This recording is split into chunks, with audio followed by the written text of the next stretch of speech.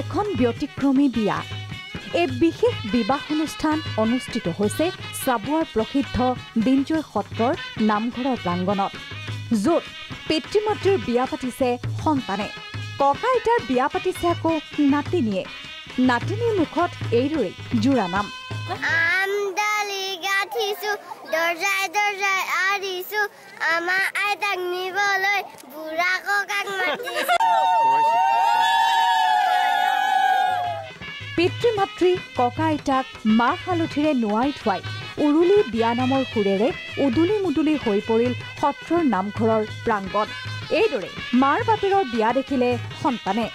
আজি নিজে দেখি গ'ল মাহঁতে কয় নহয় এক শ্বৰ্ট মাৰ দেউতাৰ বিয়া দেখি যাবি সেনেকৈ কয় আৰু কিন্তু আজি সাক্ষাৎ যে দেখি পাইছোঁ খুব ভাল লাগিছে তেনেকৈ মানে ভাল লাগিলে মানে খুব দেখি তেনেকৈ পৰম্পৰা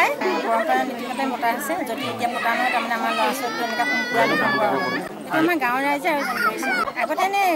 কথা কৈয়ে বিয়া হোৱা হৈছিলে খালি মানে এনেকৈ এই সম্পূৰ্ণ হোৱা নাছিলে যে এনেই বেয়া লাগিছে অকণমান লাজ লাজো লাগিছে অভাৱ অনাটনৰ কাৰণে আমি তেনেকৈয়ে বিয়া পাতিছিলোঁ দেউতাহঁতে তেনেকৈয়ে মানি লৈছিলে এতিয়া কিন্তু সেইটো সমাজে নেমানে গতিকে সমাজ ব্যৱস্থা এটা আছে আমি তাৰ সমাজৰ অধীন কাৰণে আমি এই বামুণৰ কামটো কৰিব লগা হয় এইদৰে ১৭ জোৰা দৰা কইনাৰ সামূহিক বিবাহ সম্পন্ন হৈ যায় সুকলমে